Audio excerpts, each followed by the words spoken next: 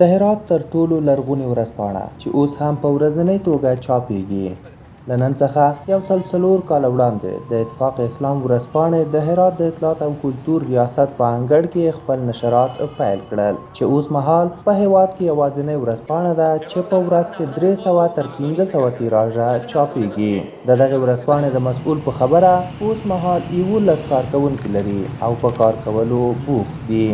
امسال 104مین سالگرد فعالیت روزنامه را تجلیل میکنیم در ریاست اطلاعات فرهنگ هرات و تیراژی که ما داریم روزانه بین 300 تا 400 شماره در سطح شهر هرات توزیع میشه و همچنان از طریق صفحات مجازی صفحات اجتماعی هم روزنامه به گونه PDF و عکسایش نشر میشه تا اینکه بیشتر مردم به خاطر از اینکه به صفحات اجتماعی دسترسی دارن بتونن روزنامه را ببینن و بخوانن.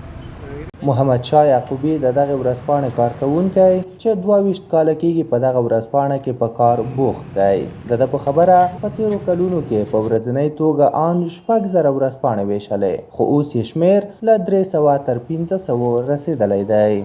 تیراژ روزنامه اتفاق اسلام 6000 دانه بوده است. ولی فعلا که است تیراژ روزنامه اتفاق اسلام در بروبر 500 شماره توزیع داریم. تیراژ روزنامه اتفاق اسلام 500 شماره چاپ میشه توزیع.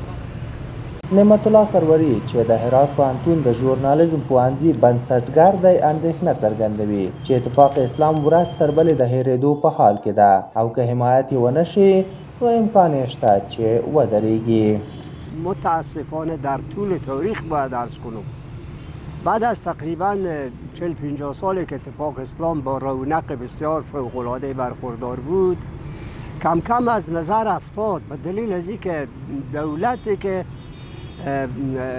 روزنامه اتفاق اسلام رهبری و مدیریت میکرد در قسمت وسایل تکنیکی در قسمت مسائل مالی کمک چندانی با اتفاق اسلام نداشت. روزنامه اتفاق اسلام نه تنها مرکز معلومات دهی بوده اطلاعات دهی بوده بلکه معلومات دهی است بیمانه که با اوراق وزین خود با نشر مطالب علمی، ادبی، فرهنگی، حماسی و در مجموع معلوماتی بر شان و شکوه و اعتبار این روزنامه بیافزوده که د هرات سیمه ایز مسؤلین د چاپي رسنیو ستونزه لویه یادوي خو ډاډ ورکوي چې ملاتړ به یې وشي.